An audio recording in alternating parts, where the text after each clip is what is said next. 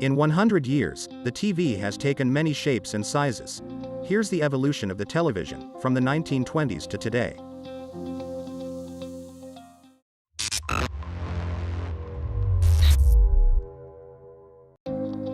The 1920s gave us the mechanical as well as the electronic television. The first model of the mechanical television had a small display on the right, and a massive cabinet. Large cabinets were necessary in order to fit a nip-cow disc. This disc contained a spiral pattern of holes, which was used with a light source to create moving images. The tech was pretty simple, but the peculiar shapes of the televisions were very impressive. Such as the octagon television.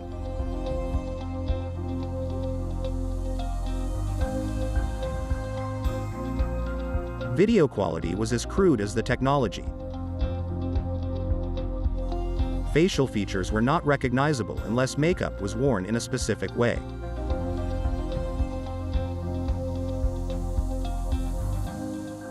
In the 1930s, we saw more refined televisions, with better designs and resolution.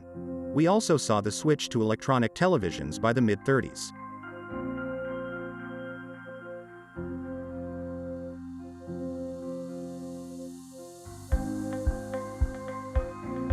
This decade saw a giant leap in video quality, from 100 scan lines at the start of the decade to 405.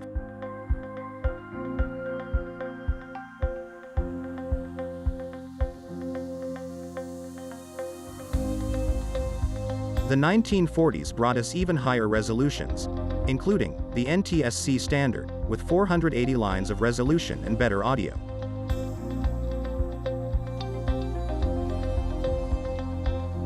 In the 1940s, it was difficult to produce CRT screens larger than 12 inches, so big screen TVs implemented projection techniques.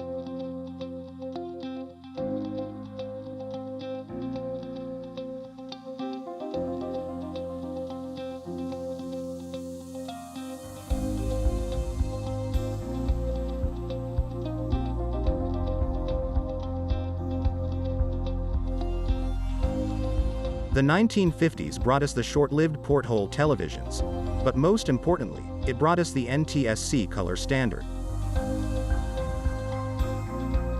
Zenith created a wired remote in 1950 called Lazy Bones to control tuning and volume, followed by a wireless remote in 1955 called the Flashmatic. It was basically a flashlight which had to be pointed at different corners of the television. Anyone with a flashlight could control the TV set. The following year, Zenith introduced an ultrasonic remote. When used, it produced a click and an ultrasonic sound to control each function. Functions were sometimes triggered by natural occurring sounds. Like wireless remote controls, color was a premium feature that did not catch on until the following decade.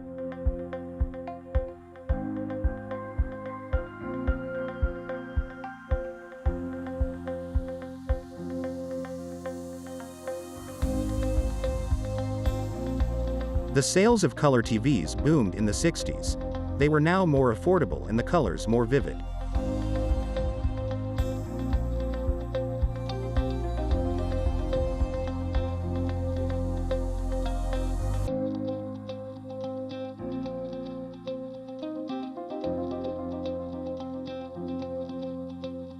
The 1970s brought TV designs for every taste and need.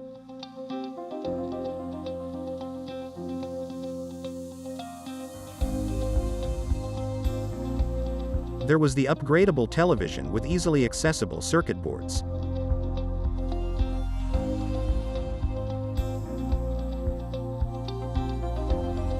The futuristic televisions, which employs curvy design patterns.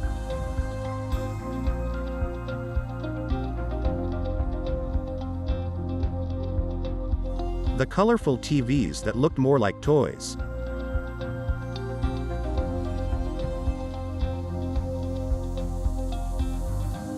And the portable combos, which normally included radios and cassette decks.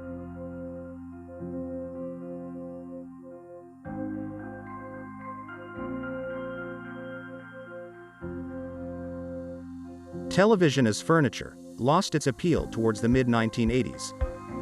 These were quickly being replaced with plastic-encased sets and color projection televisions with larger screens and minimalist cabinets.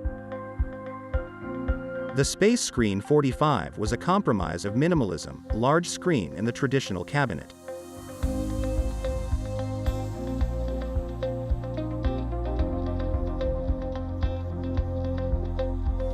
The 1980s gave way to the first LCD TVs. They were tiny and pixelated, but it was a huge step forward.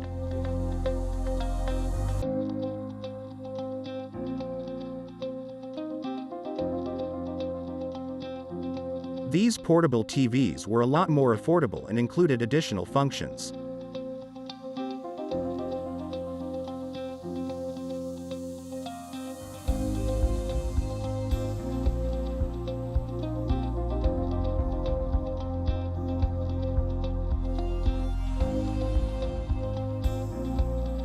This decade was all about Sony's Trinitron technology, which had been introduced 20 years earlier. As Sony's patent had run out, all competitors were free to use the technology. Combos such as this became really popular in the 1990s. They included FM radio and VCR. In the 1990s, Casio continued to improve their portable LCD TVs.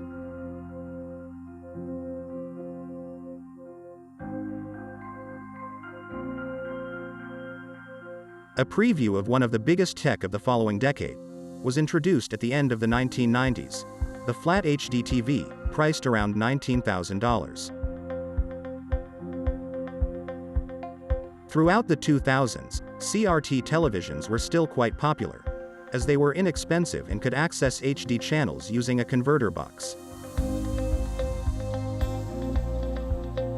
During this decade, LCD tech was finally able to compete with plasma, giving us LCD HD TVs. Then LED TVs arrived, which were predicted to be superior to both, but was debatable. Whoa! Oh my! A few brands experimented with ambience lighting to make television more immersive.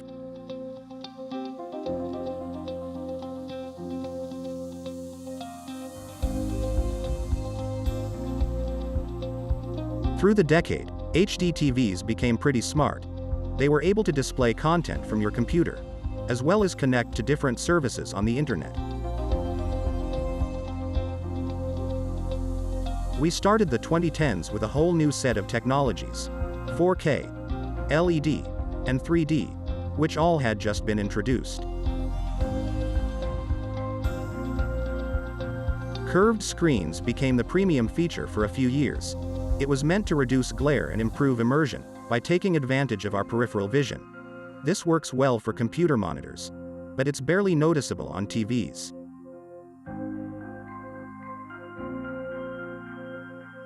Something truly impressive was the introduction of wallpaper TVs. These are almost as thin as a credit card.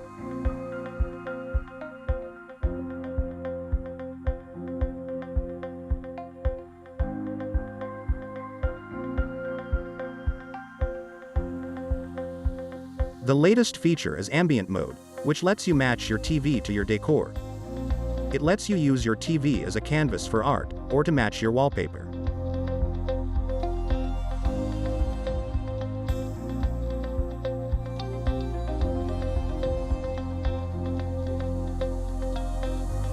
The 2020s promise many new technologies, such as the rollable TV. It is completely hidden when it's off. And when it's on, it grows to the size of the content or application. This is great for calendar and music apps, and avoids the black bars in extra-wide movies.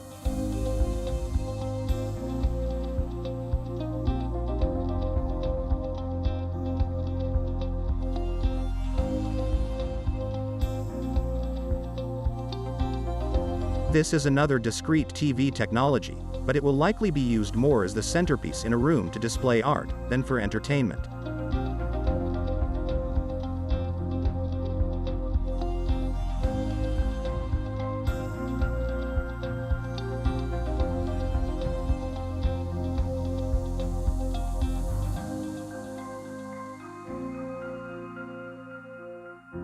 The double-sided TV will be great for gaming and for commercial applications.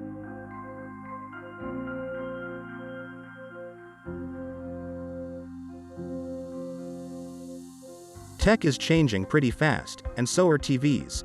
What do you think is next for the evolution of television?